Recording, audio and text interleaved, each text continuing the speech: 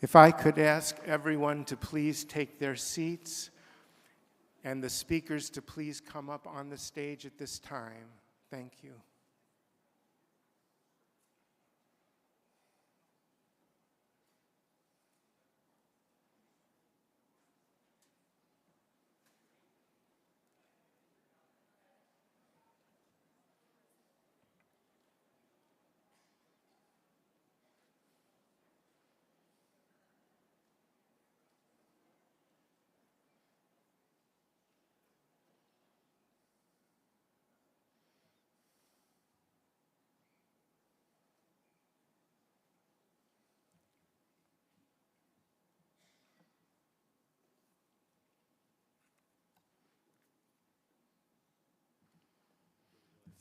Sit anywhere you wish.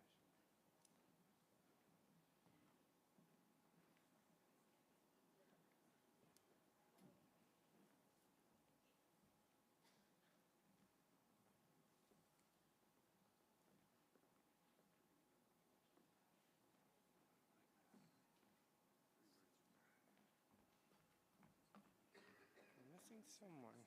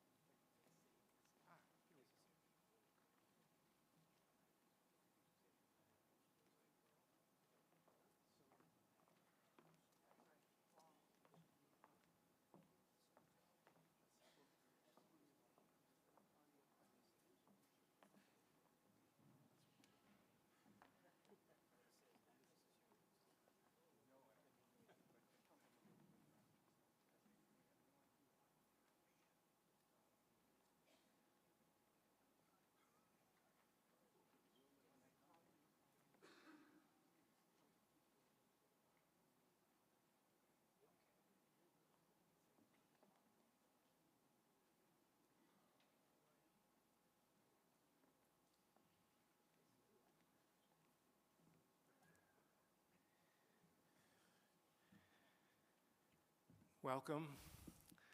I'm Rabbi Danny Marmerstein, Congregation Ahavat Olam. I'm also Harvey's brother-in-law, but brother, truly. I ask that if you would be good enough to silence your cell phones at this time, please check them. Please refrain from texting, as it may be distracting to others around us. And please take conversations outside. Thank you.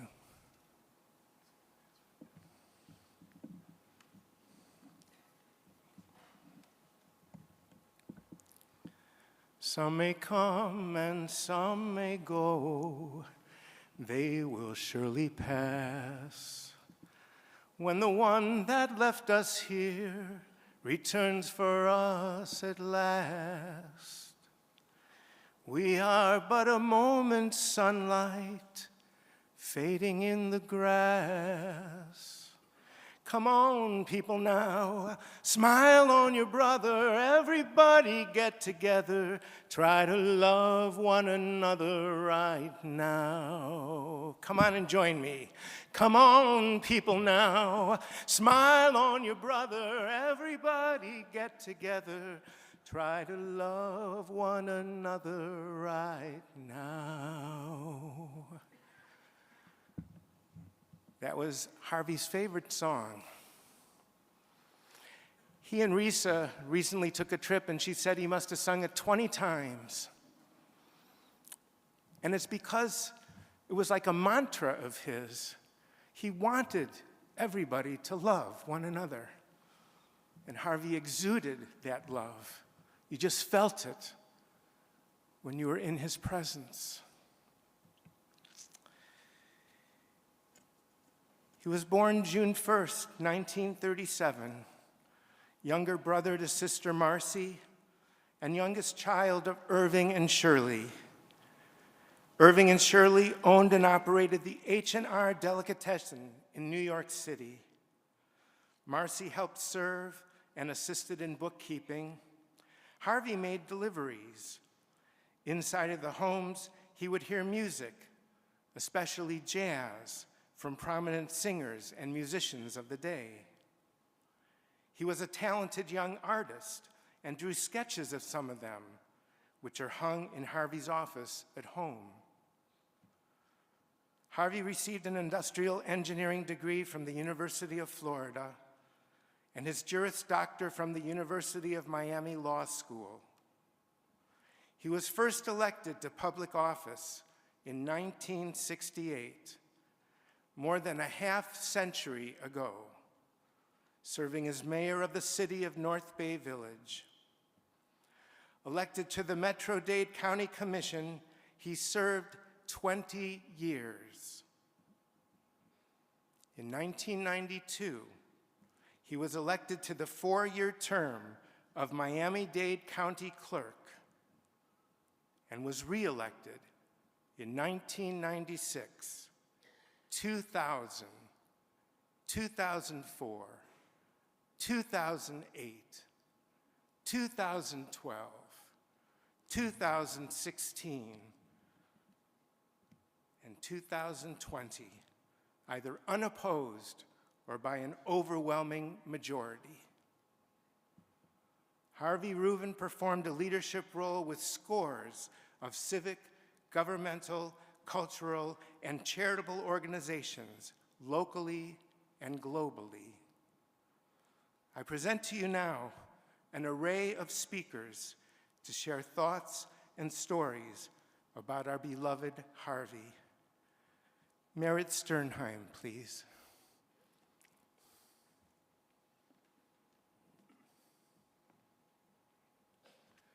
Good morning, everyone. I didn't know that I'd be first, but that's fine.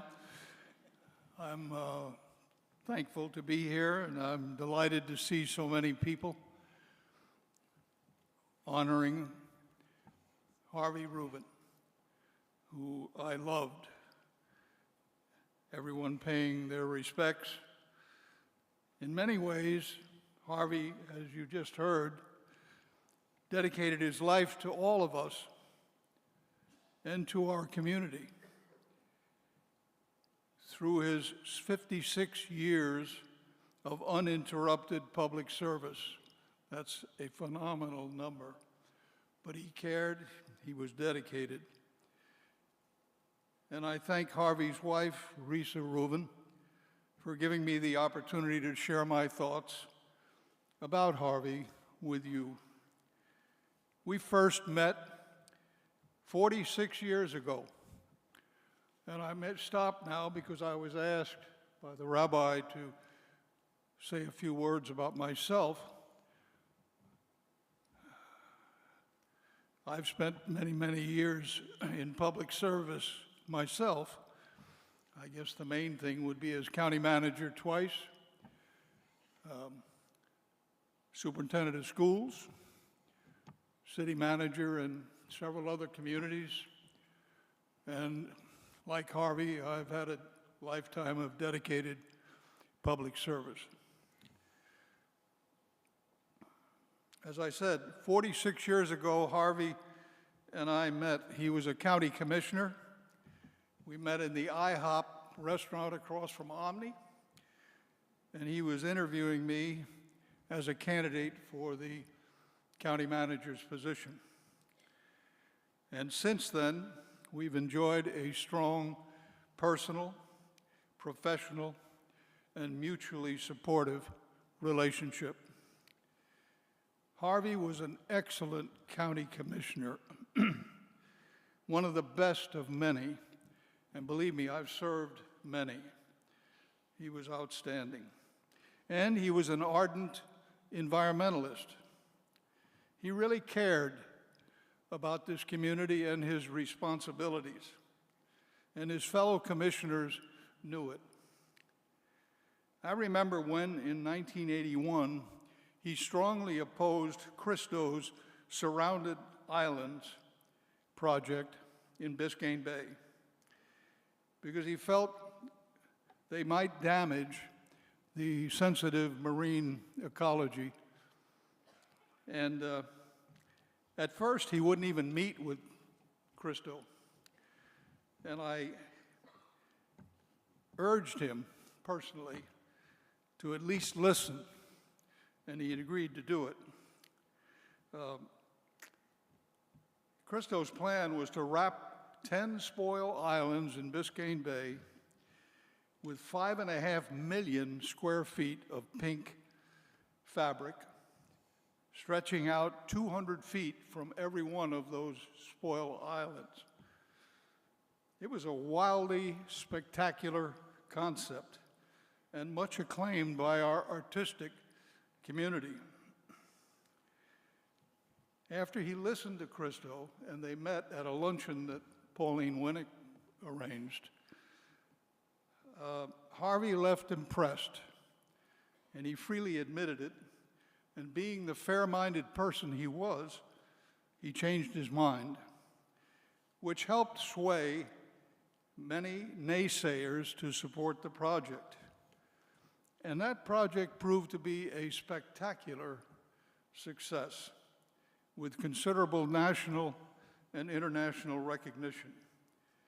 One of Harvey's greatest personal accomplishments came about by chairing several important committees in NACO.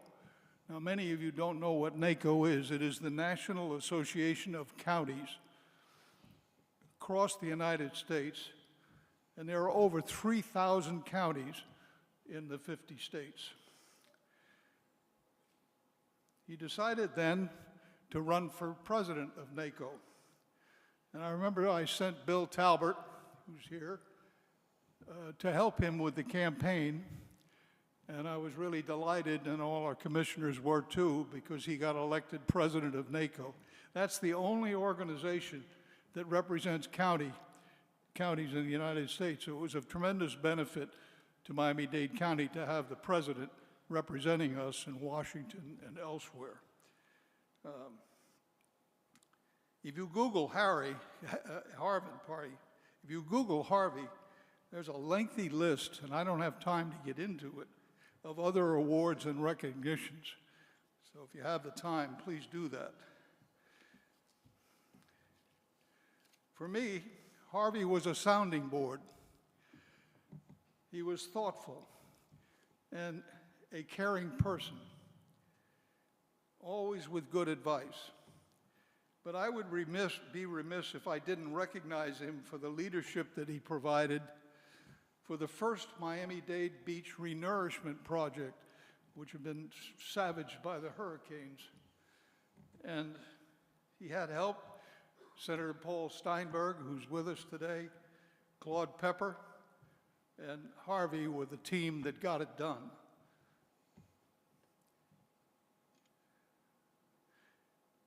Later, his responsibilities as county clerk are in the Florida Constitution. And under those responsibilities, what he accomplished is quite amazing, because he transformed an office with tens of thousands of boxes of paper records. And he transformed that into a computerized, cost-effective, and quickly retrievable record system for which he was recognized nationally. Quite apart from public service, Harvey and I played racquetball.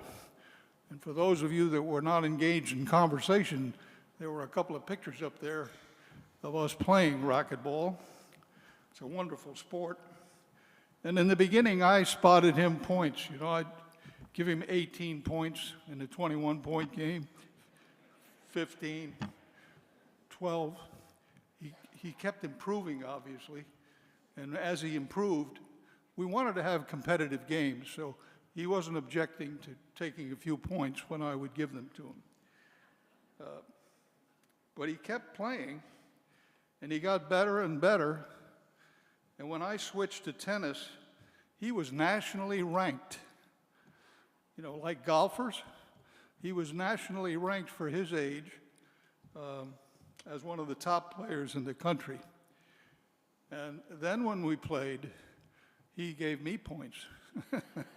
And I took them because I needed them. One Saturday, we rented a court for an hour at 9 a.m. And speeding to the courts on the expressway, I was pulled over by a Wolfpack state trooper who waved me off the road, who, after studying my driver's license, kept asking me what I did. And I told him I was a public servant. And I told him also that I wasn't seeking any favors and that he should do his duty. But I finally and reluctantly told him that I was the county manager. He then handed me a ticket. I got in the car because it was late, laid it on the seat, driving to the courts for the handball match. And when I looked at it, it was a warning. So Harvey, who had to drive from Miami Beach, showed up around 9:30. We were supposed to start at 9. Apologizing profusely, he was such a gentleman, but I cut him short, saying, "I know why you're late. You got a ticket for speeding." Now, Harvey was an elected official. He's one of my bosses. And when he asked me how I knew that, I told him, I got a ticket too. And reluctantly, I then had to tell him the truth. Mine was a warning, while his was the real thing. And it was a big fine. He told me, I won't say how much. I'll close with a quote from the great philosopher Dr. Seuss, who said, "Don't cry because it's over. Smile because it happened."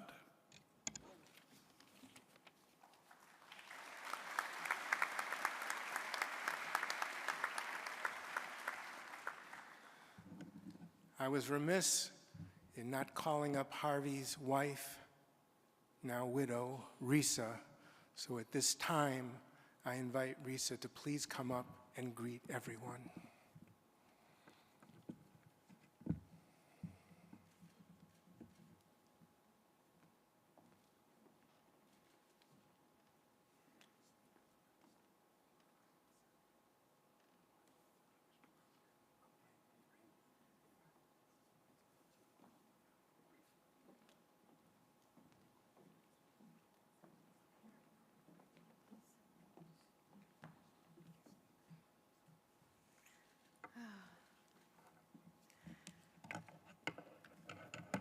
Many of you came up to me and told me brief, beautiful stories.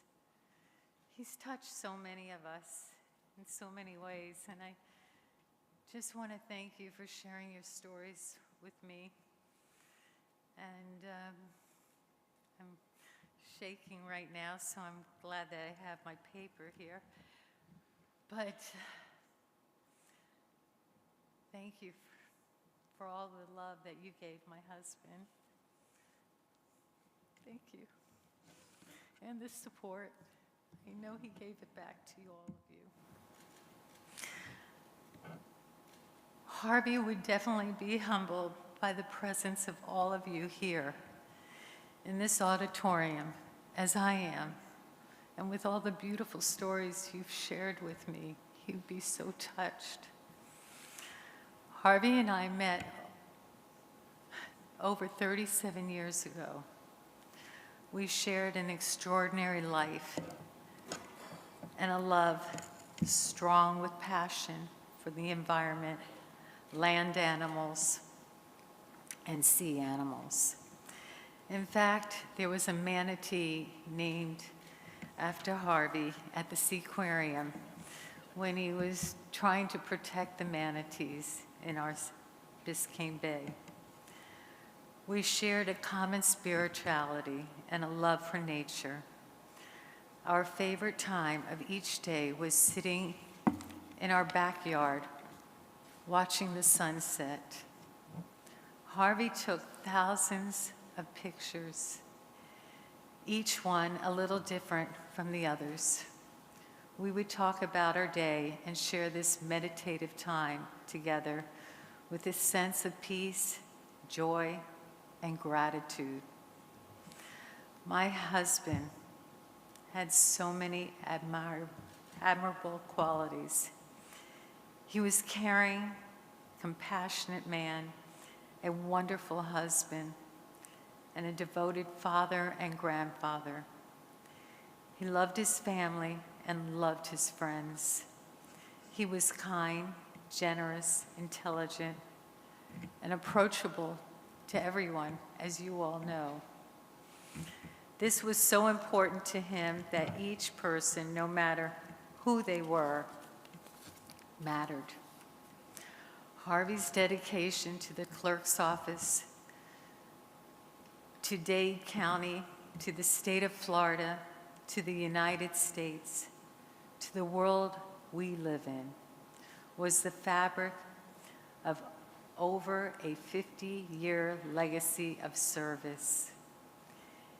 He always felt that it was an honor and a privilege to serve his community. And because of Harvey's efforts, he leaves all the places that he touched better than he found them. He was a true mensch. He made me a better me. And I know many of you came up to me as I was standing here and shared those same stories. Harvey, my love, when I'm outside watching the beautiful sunsets to come, I will see you in each one of them.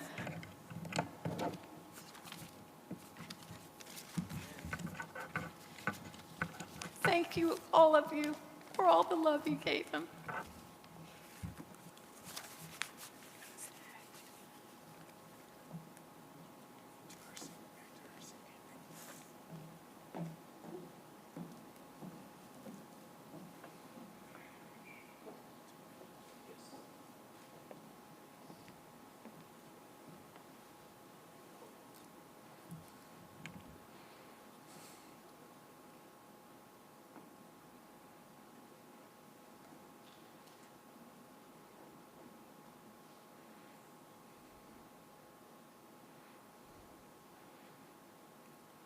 I call upon Luis Montaldo.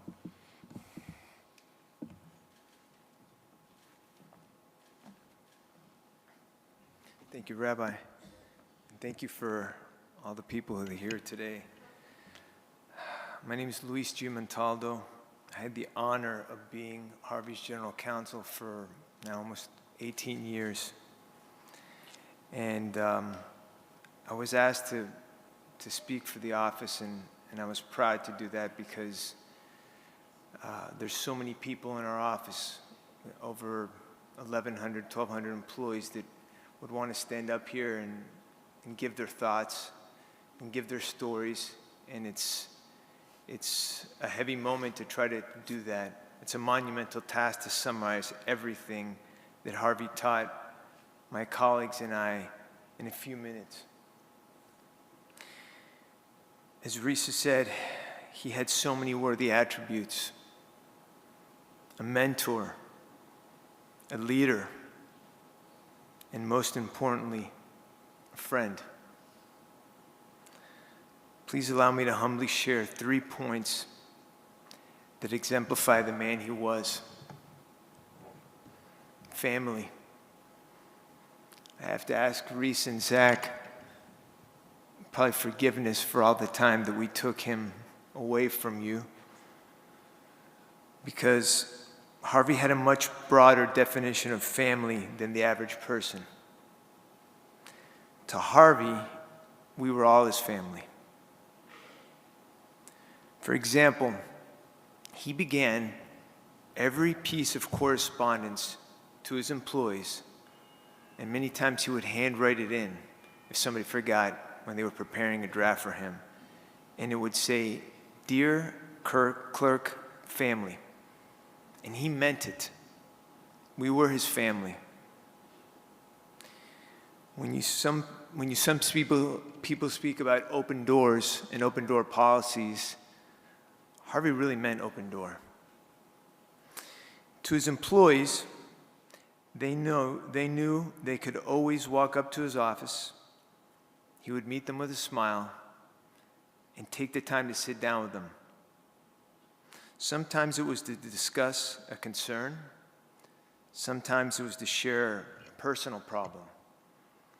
But many times it was just to say hello and share a cafecito, which he loved to do. And Mike, I can't see out there, his faithful chief of staff, would always get frustrated anytime we had to take Harvey somewhere or he had to get somewhere. Because it always took double the time or triple the time that Mike had calculated. And why do you ask? Because Harvey made it a point to say hello to each employee he walked by.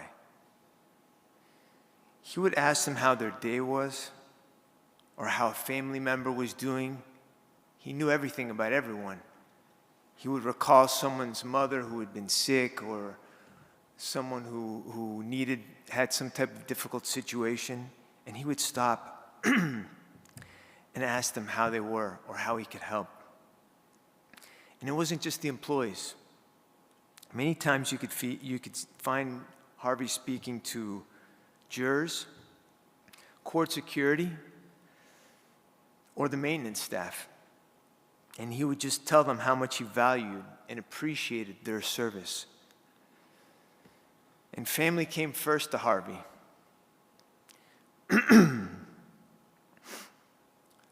When any of us needed to attend to one of our family members, I would often recall him saying, "Stop what you're doing. Leave the office. Leave now. Go help them. The office will be fine."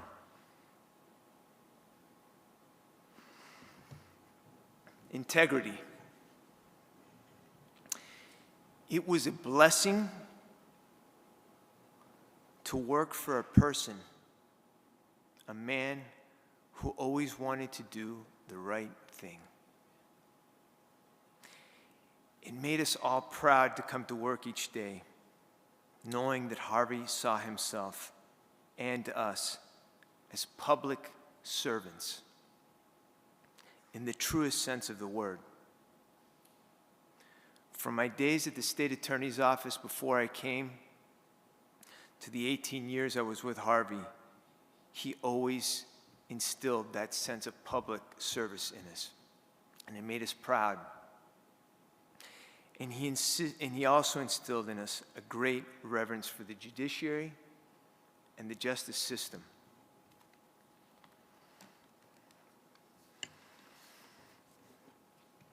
As his attorney, many times I would have to advise him on various courses of action that he could take, as you can imagine, on certain situations or certain problems that may be facing the office.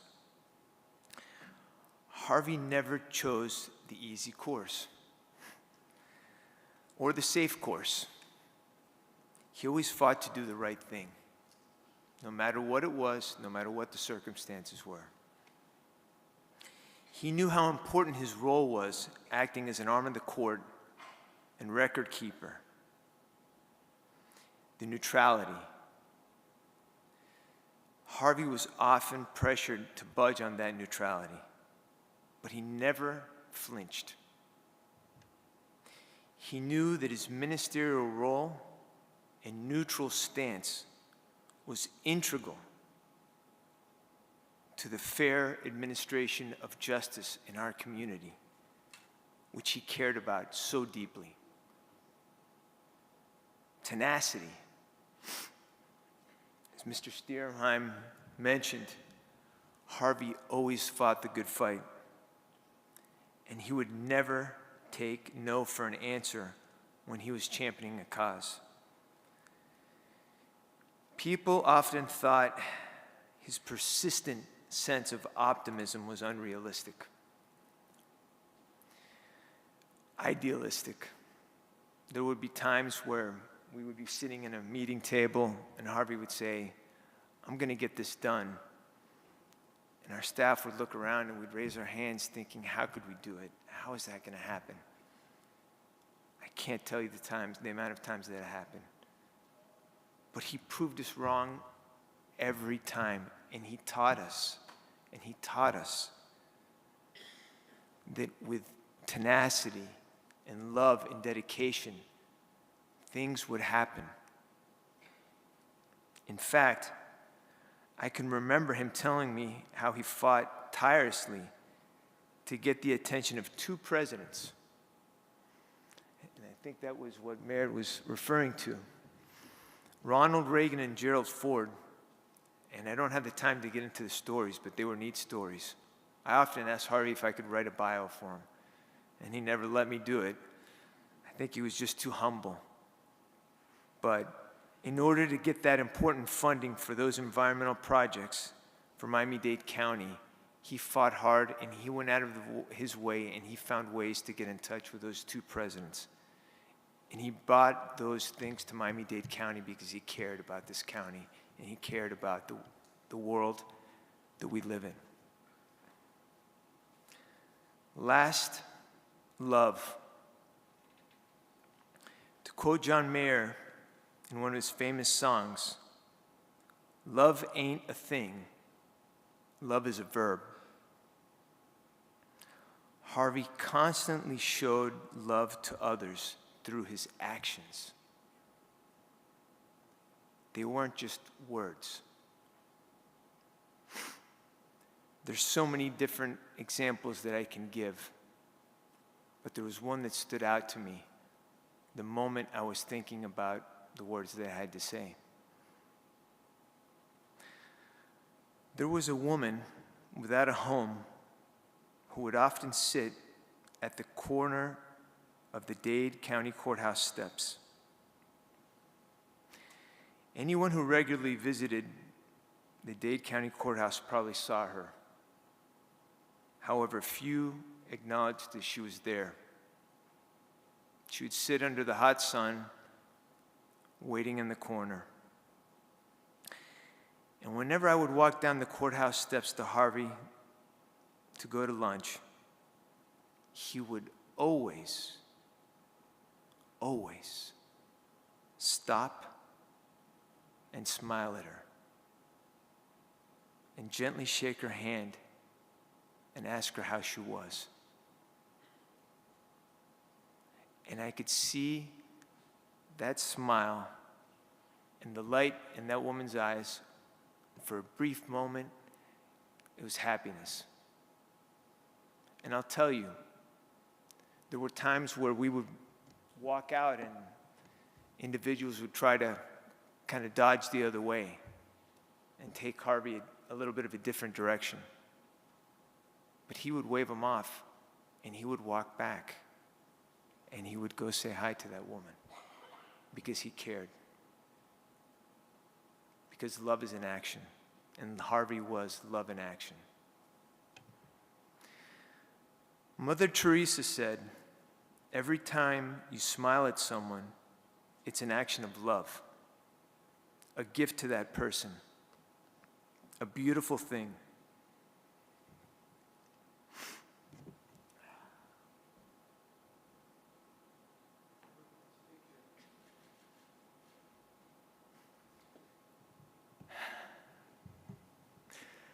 We were blessed to see that smile so many times.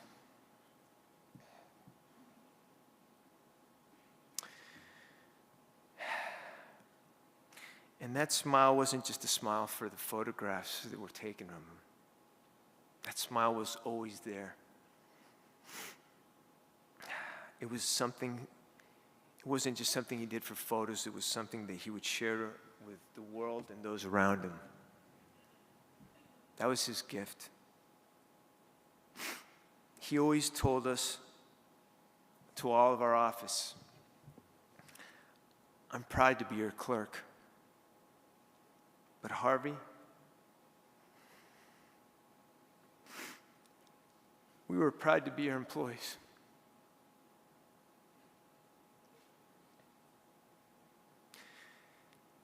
Harvey, you were and always will be my friend. Because love never dies. It lives with us forever. It's never extinguished. And I know your love is here with us today. Godspeed, my friend, until we meet again.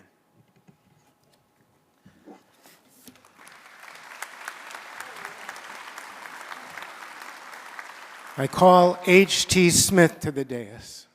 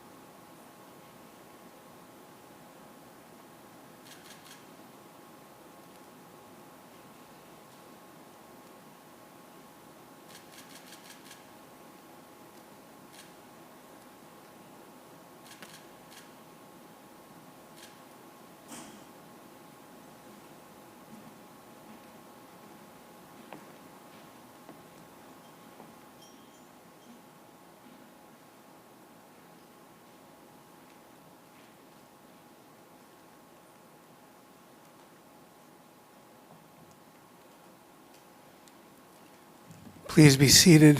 H.T. Smith, please.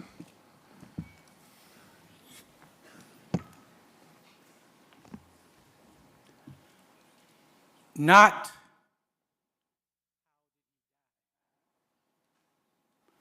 but how did he live? Not what did he gain, but what did he give? For these are the units to measure the worth of a man as a man, regardless of birth. Not what did the sketch in the newspaper say, but how many were sorry when Harvey passed away. To the family and friends of Harvey Rubin, oh, how blessed we are to have the opportunity to come together in fellowship to celebrate a life well lived. My name is H.T. Smith, native Miamian, agitator for justice, and a friend of Harvey Rubin. When I first met Harvey, he was a county commissioner. He had a deep, smooth voice and a kind of hip walk. And Chairman Gilbert, I thought he was a little too cool to be a politician. And then in his 70s, he made a rap video, and he took cool to a whole nother level. And I can tell you in the black community, Harvey Rubin, the rapper, was the man. Now, at the beginning of our relationship, I learned that Harvey was a longtime Democrat like me. But Mayor Carver, I gotta admit to you and confess to everybody that at first I was a little suspicious of Harvey's politics. Because every time I talked to a Republican, they told me how much he loved Harvey. And I was saying, wait a minute. Shh. Is Harvey Rubin an undercover Republican? But you see, Harvey's family and friends knew the truth. And the truth was that Harvey Rubin was a community treasure, a treasure for all races, a treasure for all religions, a treasure for all ethnicities, a treasure for all political persuasions. Harvey was even-handed, level-headed, and open-hearted with all peoples. To my knowledge, he had no known enemies. Everyone here is going to tell you today that he was a selfless public servant with impeccable integrity, who never had a hint of corruption around him. And as such, the people of this county made sure that he never lost an election. And in 2020, he received more votes than any local, state, or national candidate on the ballot in one of the most diverse counties in the nation. And for those of you who knew the family and Harvey, his world revolved around Risa, Zachary, Eric, and his entire family, and he made time for them. Most importantly, Harvey Rubin was my friend for over 40 years. We enjoyed many lunches together, talking mostly about family, sports. Man, he loved the Miami Heat, politics, and community. At our last lunch together, I leaned over and I said, Harvey, you know, it's been a long time since we had lunch. I love having lunch with you because next to you, I'm not that short.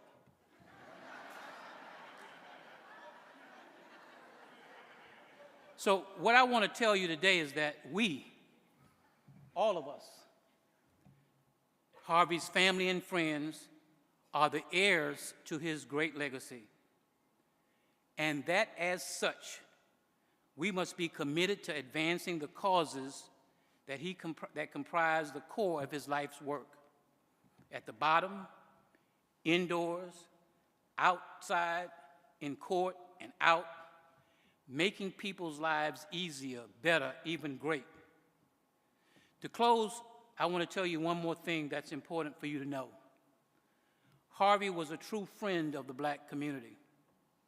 He worked quietly behind the scenes to advance the righteous cause of equal and racial justice, mentoring, encouraging, providing meaningful opportunities to Black people, employees and non-employees alike. I regularly tell primarily Black audiences that there are people of our kind who are not of our color. Harvey was one of our kind, a good public servant, a good friend, a good soul. With distinction, he served this city, his county, and his country. He served us all. Rest, my dear friend, in peace and power.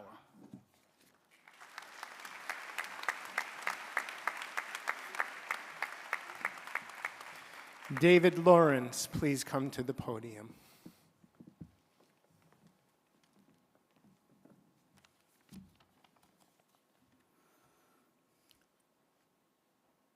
You know so much, and I do, about Harvey Rubin, evangelist for the environment, a man who figured out how to use technology to diminish bureaucracy, giving us Miami-Dade's best example of first-rate customer service. Elected public servant for more than a half-century. The man, when he became county clerk, made his first priority getting child support payments processed quickly on behalf of the well-being of children. Beach builder, manatee maven, trash tosser, poker player, engineer, lawyer, Brooklyn Dodger fan, and most of all, a loving mentor who believed in and loved people.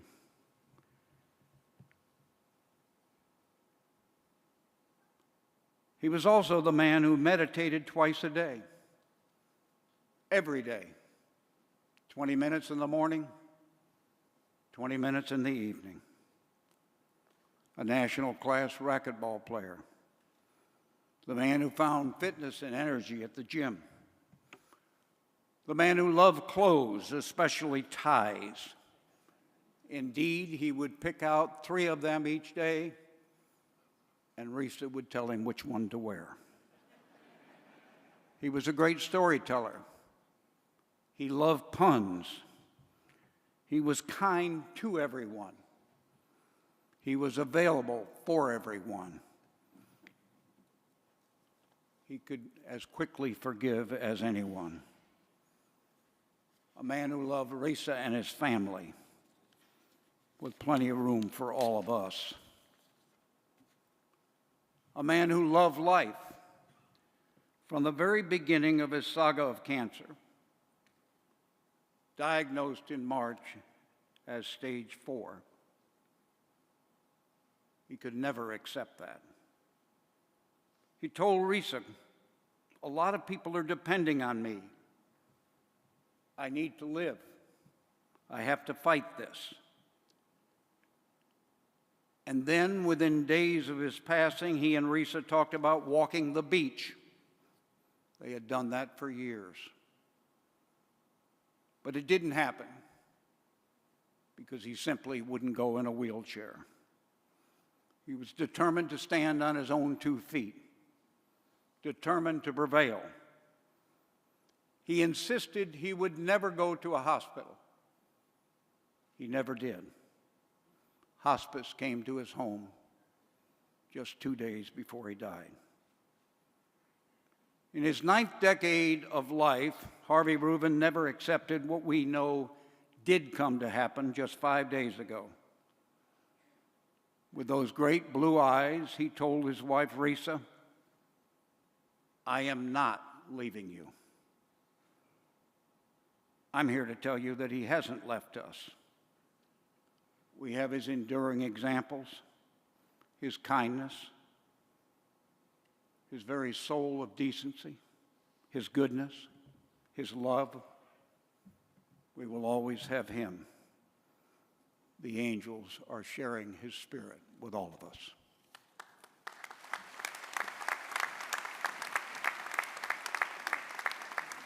Leonard Abbas, please come forward.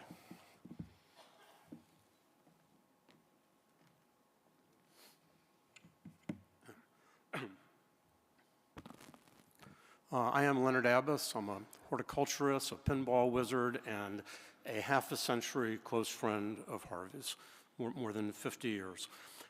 And in our community, when you say Harvey, everybody knows exactly who you're talking about. And how many people out there are known so well by their first name? And when they are, it's like Slash or Sting. You know, how do you forget a name like that?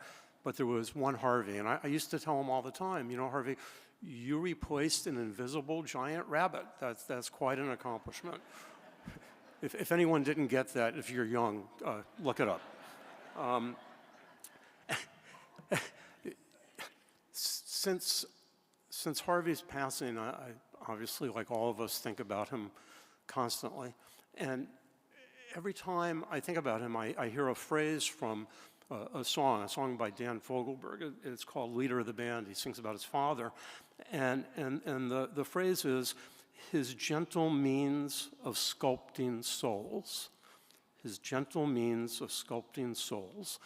And it keeps coming to me because I see Harvey as a man whose gentle means sculpted souls. Harvey could get you to do anything he set his mind to getting you to do. I would always start off with, no way, it ain't gonna happen, never, leave me alone, I'm not gonna do it. And not only would Harvey get you to do it, he'd get you to thank him for getting you to do it. And ultimately, you'd figure out you were better off for it. He wasn't aggressive, he was persistent, and he was persuasive. And as was said earlier, the bigger the challenge, the more determined he was to get it done, and he did. A good example of that is my wife, Jane, who has also been a friend of Harvey's more than 50 years, since she was a teenage girl.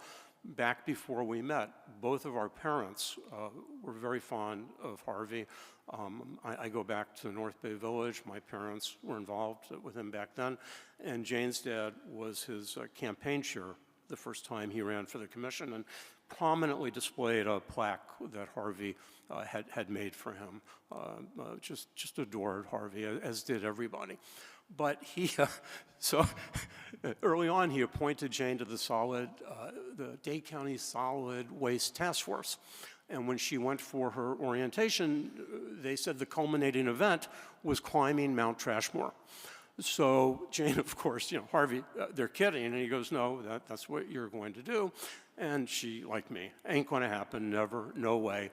And she'd call him as it got closer, Harvey, I can't do it. And he would say to her, wear old flat shoes.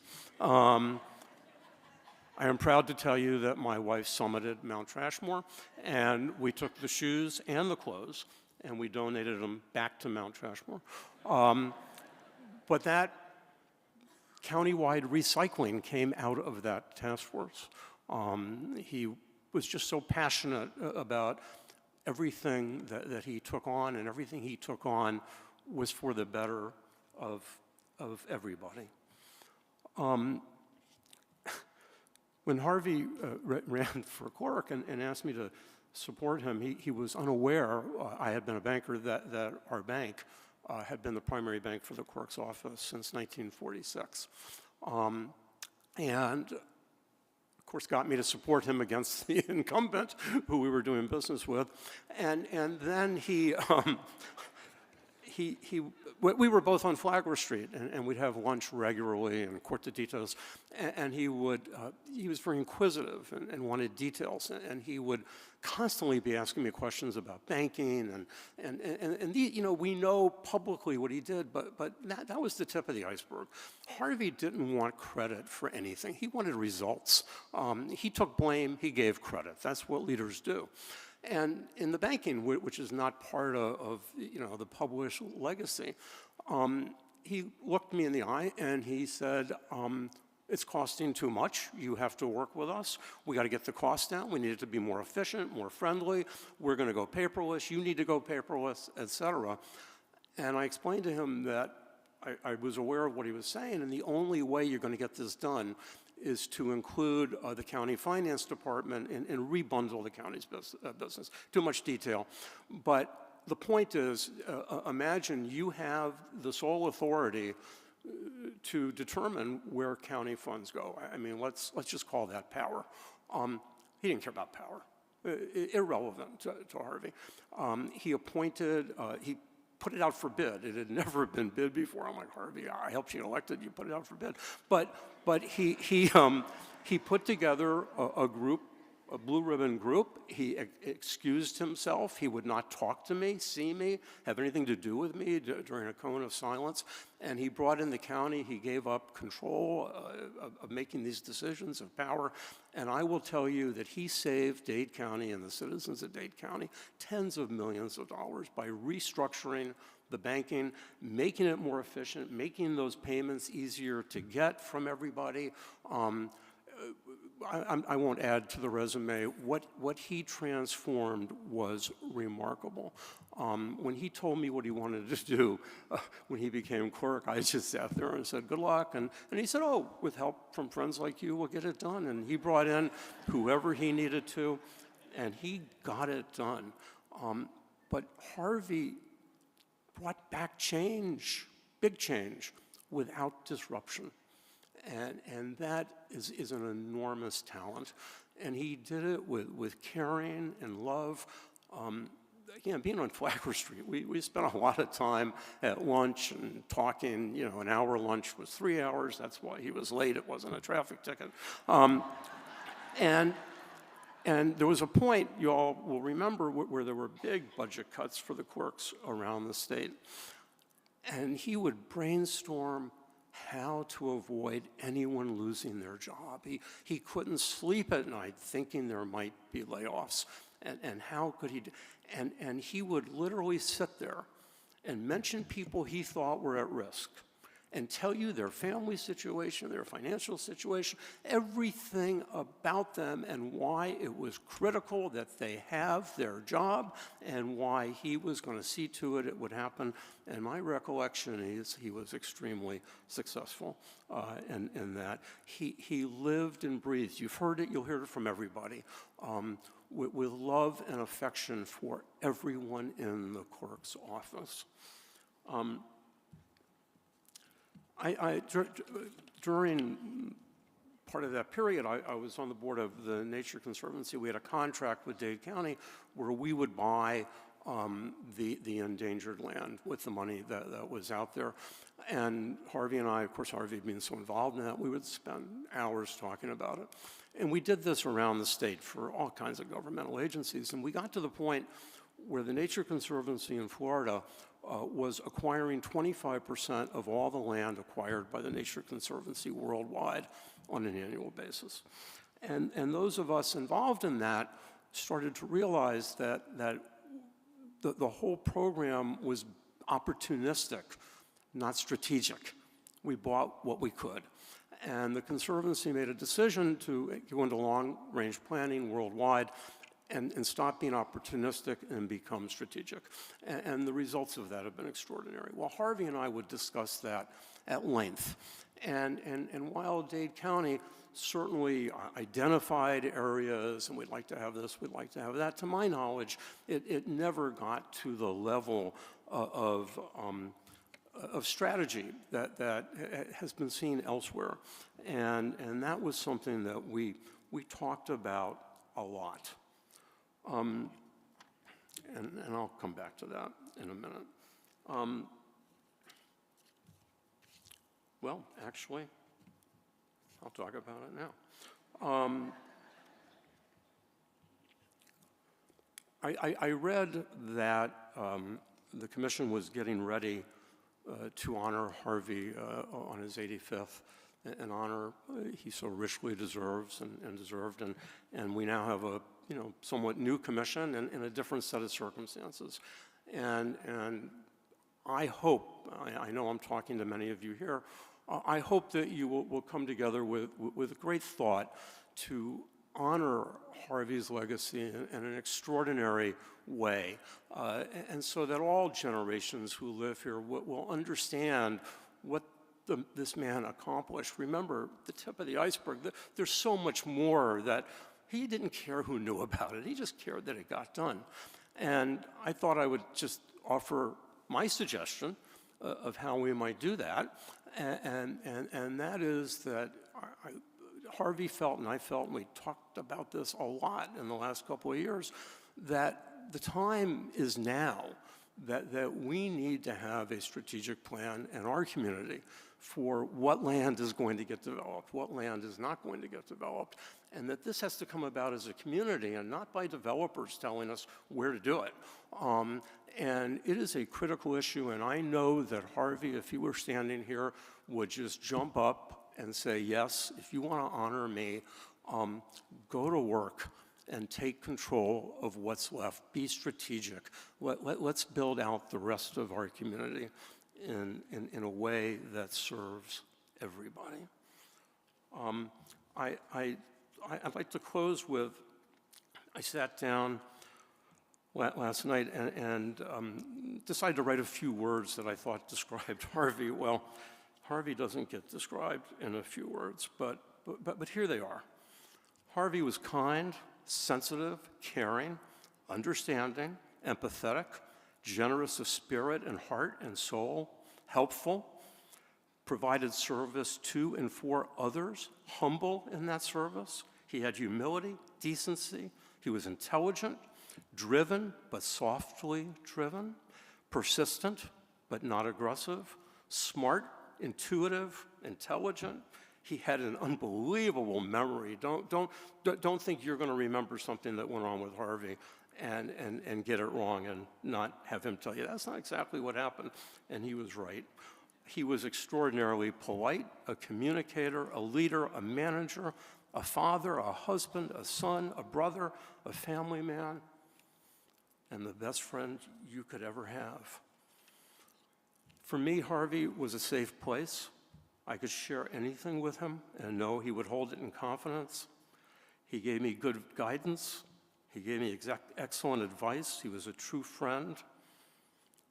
His gentle means of sculpting souls, he did that as a gentle man, and I am living proof that he did it. Thank you.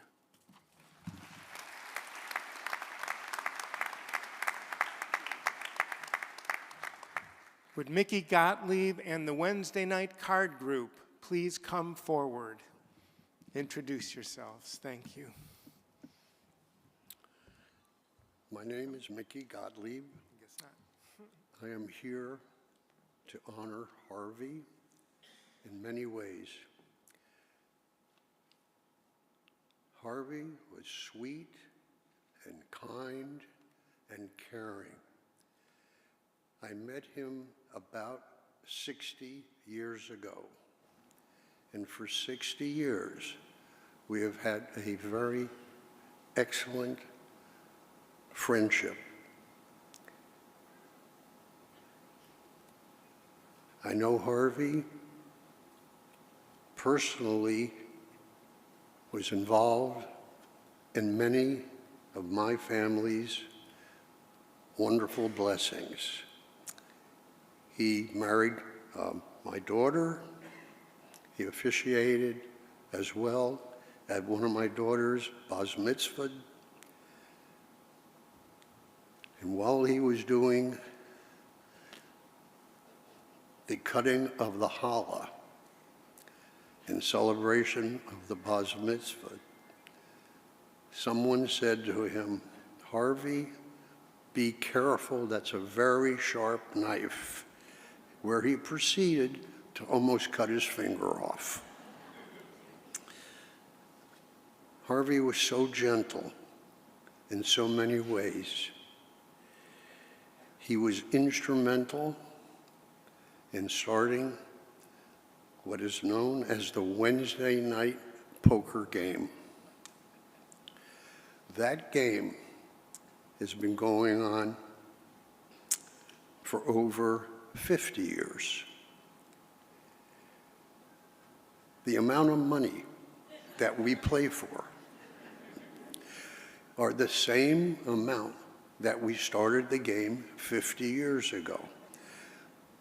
The problem was that even though Harvey was responsible for many, many millions of dollars and billions going through the clerk's office, he could not remember to ante. But that was Harvey.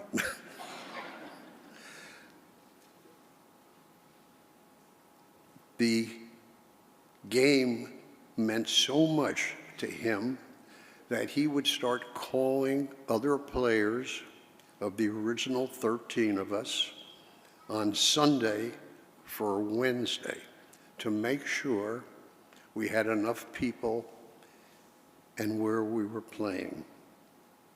In the last 10 years or so, we had played at Harvey's house. And I want to thank Risa for putting up with us and all the noise and so forth.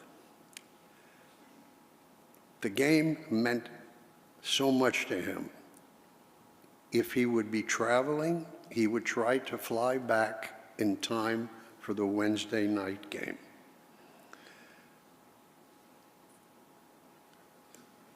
All during the week, I would talk to Harvey, and the discussion usually went something like, "Do you remember the hand where I bluffed you out?" And I go, "Yep." And he had so much love for that game and group of guys that we'll all be touched for the rest of our lives.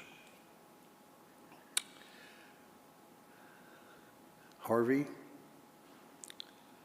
thank you for being in all of our lives. And rest in peace, my friend. I know you will be playing in heaven at the head of the table where you belong. Thank you.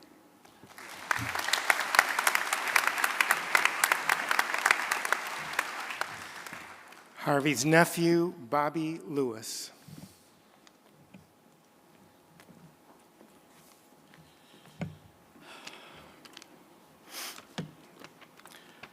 I'm really honored to have this opportunity to say a few words about the extraordinary human being, very well known by everybody here, but simply by me as my dear Uncle Harvey.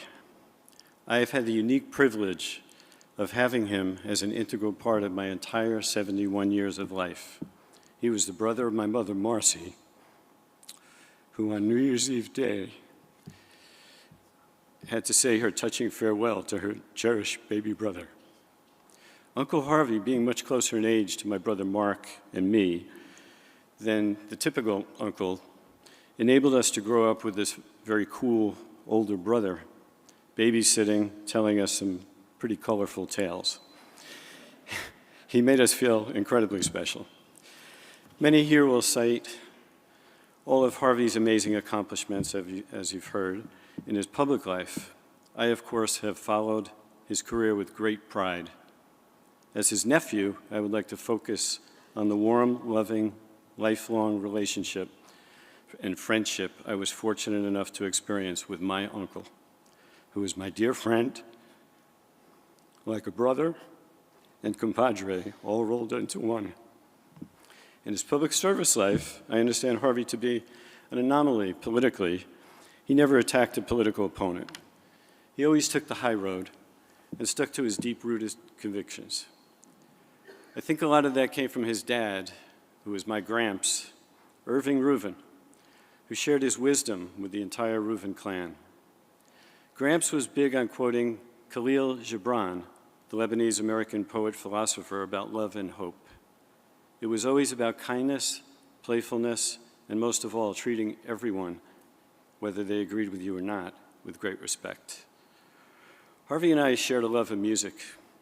He was a cool jazz cat, and I early on developed a love of the blues. When I was a teenager, Harvey turned me on to Ray Charles, which became sort of our common ground between the love of jazz, his love of jazz, and my nascent love of the blues. We continued to turn each other on to music we loved for the rest of our time together. That was a very special bond that we had. Whenever Uncle Harvey would leave a voicemail for me, he would begin with a quote from one of our favorite blues songs. It would always bring a smile to my face. If we hadn't connected for several months, because he was such a busy guy, when we did, it was with both of us first off acknowledging our love and connection with one another. On New Year's Eve day, we made our final connection. My Uncle Harvey has been one of the best parts of my life so far, and I will miss him forever. I love you, Harvey. Thank you, Risa, for allowing me this opportunity.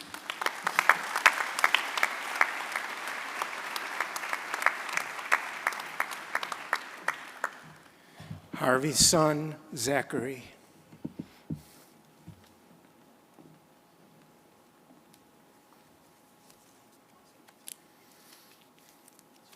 Thank you all for coming today.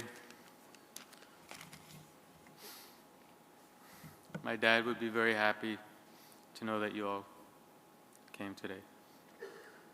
My dad used to say, if you're not pulling your weight, you're pushing your luck. Dear Dad, so many things will never be the same. You were an amazingly special person. I haven't told you this enough. I feel so blessed to have a dad I can be so proud of. And you were also my best friend. The family and I share so many memories with you, like playing horse basketball, playing chess, or cheering Go Heat. How did you always know the solution to every problem? You believed in me so much. Even when I was ready to take the training wheels off of my bike for the very first time, before even trying them. You will be severely missed, Dad, and your inspiration will always live in me. I will strive to be a fraction of the man you were. Maybe, just maybe. I love you so much, Dad.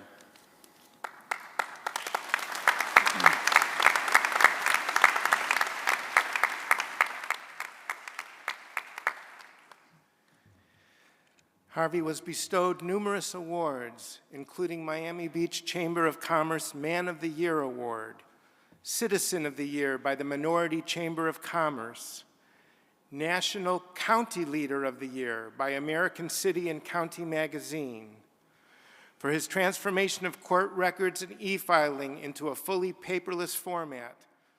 Visionary, he was awarded the 2003 Public Technologist of the Year and Computer World Magazine's 2004 Medal of Achievement. He received the Defender of the Everglades Award by the Marjorie Stoneman Douglas Friends of the Everglades, and twice awarded the Tropical Audubon Society Conservation Award, Environmental Service Awards from the Sierra Club. There's a joke about a man named Dave, and he tells his boss, you know, I believe I'm the most recognized man in the world. And his boss says, yeah, sure. He says, I'll show you. Calls up Tom Cruise. They fly out to California. Tom sees him and says, Dave, how you doing? Come on in. They leave. And his boss says, well, I'm still skeptical. He says, all right, just come with me. They fly to Washington, D.C. The president walks out, says, Dave, how you doing? Come in, have a beer. They leave. And the boss says, it's mighty impressive, but you still don't have me. He says, we're going to fly to the Vatican and meet the Pope. And his boss says, yeah, right. So they fly to the Vatican Christmas Eve. It is filled with throngs of people. Dave says, you wait here. I know the guards. I know how to get up. He goes out and inside, and he sees the Pope, and he joins him on the balcony. And then all of a sudden, there's this commotion down below. Ambulances, emergency vehicles, and the two of them rush down to see what's going on. And it's Dave's boss. Dave says, what happened? He says, I couldn't take it anymore. The guy next to me said, who's the guy next to Dave?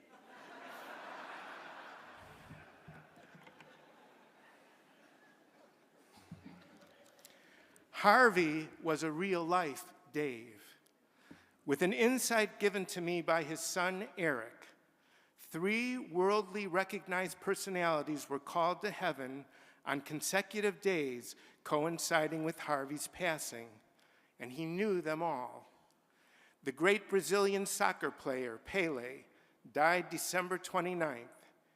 Eric accompanied his dad to a soccer game that Pelé played in and led his team to a 6-1 victory in the Orange Bowl. Harvey presented Pelé with the key to the county and a proclamation marking June 6, 1973 as Pelé Day. Iconic journalist and television newswoman Barbara Walters died December 30th. She returned to her hometown of Miami Beach to interview Harvey on some issue of the day. And the former head of the Catholic Church, Pope Benedict XVI, died on December 31st, the same day as Harvey. Harvey and Risa were greeted by Pope Benedict at the Vatican. Yes, Harvey wrote a rap song entitled Maybe Just Maybe, but he did it to raise awareness of climate change to a younger generation, our future leaders. He was stylish, impeccably dressed. He immersed himself in the study of meditation, and without a care to the sounds around him, he could meditate anywhere. He had a great sense of humor, and he enjoyed telling jokes. He was extremely quick-witted. My wife Linda and I went out with Harvey and Risa one evening to some event. We went to get a bite to eat afterwards. And they're chiding Harvey over wanting to order sweet potato fries. Health nuts, eat healthy. Harvey, come on, come on. He orders them. And all the food's brought to the table, and the fries look really good. And I don't know if it was Risa or Linda, one of them said, so how are they? He goes, you'll never know.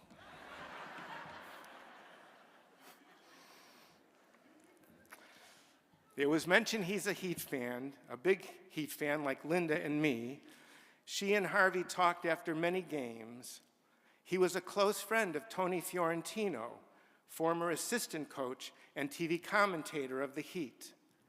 On Harvey's last living day, when he could barely speak, Linda, my wife, asked him, who's your favorite player? Bam? Harvey shook his head. Butler? Harvey shook his head. And Linda waited, and he said, Hero. He was naming a rising star, Tyler Hero. Harvey passed at 4:40 in the afternoon.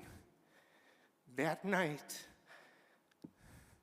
against the Utah Jazz, Tyler Hero got the game-winning basket just before the final buzzer. Harvey's spirit was with him. A sign in more ways than one. 4:40 he died. 440 is audio frequency used to tune an orchestra. The Heat played the Utah Jazz, the reference to music again. Harvey knew the melody and lyrics to songs from all genres since the beginning of the 1900s. I know a lot of songs, but as Bobby said, he taught me a lot that I never heard before. Most recently, Harvey received the prestigious Robert B. Yegg Award for his contributions in the field of judicial administration, presented by the American Bar Association. Upon receiving this most amazing honor during a live ceremony broadcast on Zoom, Harvey responded in his customary, humbling manner by saying, "I'm pleased to accept this award on behalf of the 170 judges, magistrates, and hearing officers that we collaborate with every day." I was honored to know Judge Skip Gross and preside at his funeral. Skip would stand outside the courthouse every day when it opened and welcomed everyone, knowing that a warm smile would help melt the tensions that so many felt. To honor Judge Gross, a plaque was affixed to the building. Harvey, as we know, also naturally made us feel happier, calmer, safer. God blessed us with the best public servant he ever created. I implore the powers that be to get together and love one another, at least long enough to name the courthouse in Harvey Ruvin's honor.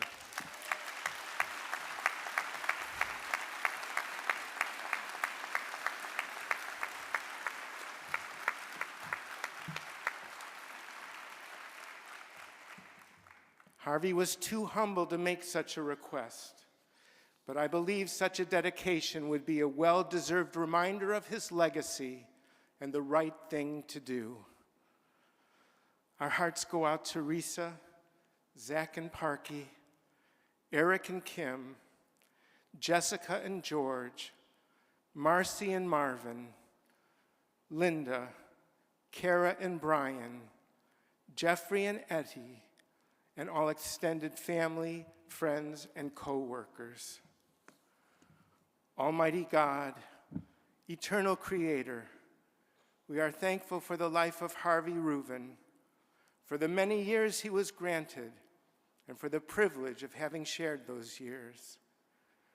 May the memory of his devotion to us, his love for us, his goodness, gentleness and thoughtfulness, warmth and friendship, integrity and dedication, patience and courage under affliction, and his loyalty to the traditions of our people continue to inspire us that we may live a better life. And let us say, Amen.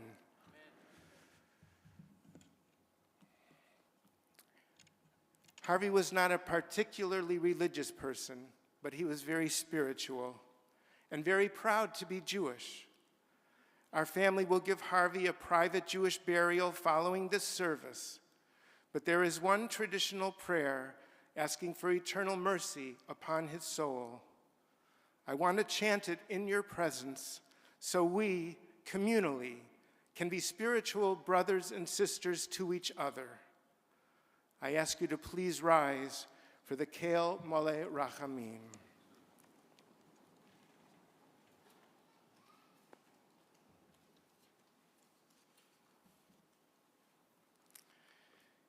Kel Mole Rachamim,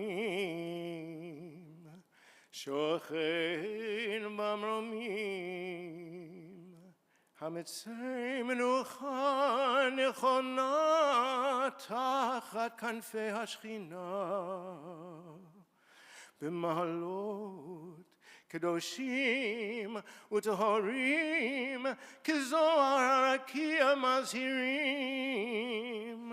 Et Nishmat Hershel Hayakir Shahalach Le'olamo Began Eden Tehei Menuchato Ana Bal HaRachamim Hastirehu B'Seter Kenafecha Le'olamim Utzaror B'Tzaror HaChayim Et Nishmato Adonai Hu Nachalato V'Yanuach בשלום על משכבו, ונאמר Amen. O God, exalted and full of compassion, grant perfect peace in your sheltering presence among the holy and pure to the soul of Harvey Rubin, who has gone to his eternal home. Master of mercy, we beseech you, remember all the worthy and righteous deeds he performed in the land of the living. May his soul be bound up in the bond of life. You, Lord, are his portion. May he rest in peace, and let us say, Amen. This concludes the memorial service. Please allow the family to walk to the back of the auditorium before leaving your seats. Thank you all for helping to pay tribute to this wonderful man.